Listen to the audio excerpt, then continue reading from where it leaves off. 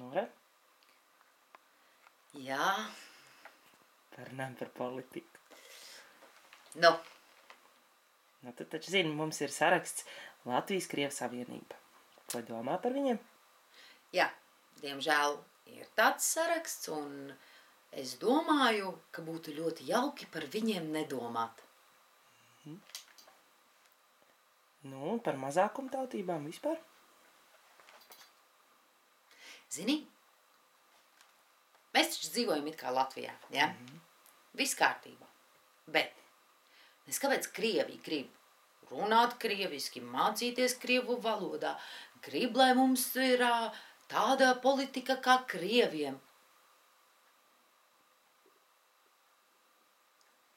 Tad es tā padomāju un sapratu, ka Latvijā ir ļoti daudz itāļu. Ļoti daudz.